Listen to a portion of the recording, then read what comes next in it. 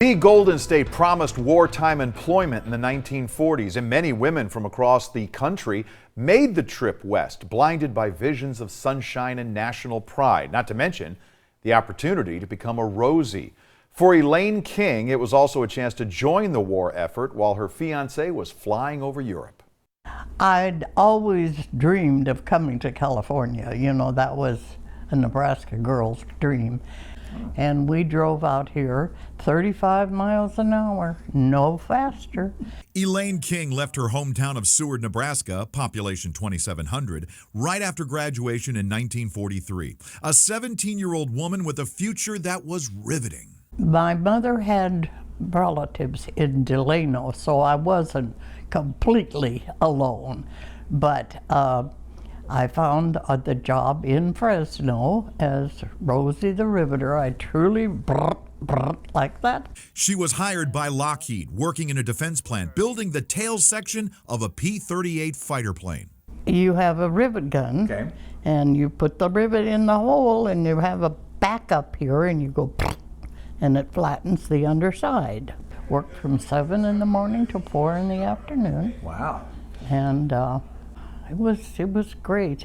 But in August of 1944, she injured her back on the job. The doctor telling this strong, corn-fed Midwestern gal that it would get better. It didn't get better, so we were kind of on the winning side of the war in '44. They didn't need me so badly.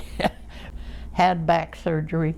Was in a cast from here all the way down to my toes. Her fiancé, Richard, was a ball turret gunner in a B-24, flying out of Italy, 36 missions across Europe, when she dropped a bomb.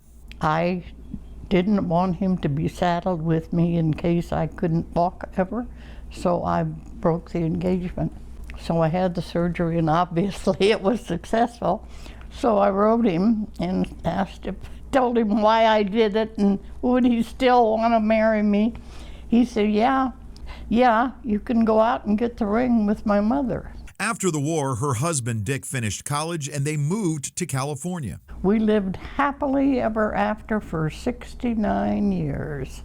Elaine is headed to Washington on the next honor flight with her daughter Lori. We never held William. You weren't able. And Elaine isn't worried about the hectic schedule that awaits. It's how she lived every day of her life. I think back then we had a different attitude.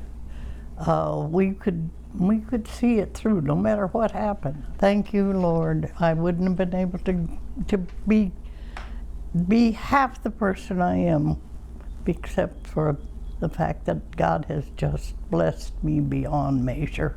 And you might say it's her Rosie outlook that is also a blessing for anyone who meets her. You know. Is there anything in particular? Elaine and Louise Lewis, the other Rosie that we introduced you to last month, will both leave on the honor flight May 3rd and return home May 5th. Hopefully the first of many more Rosies to come.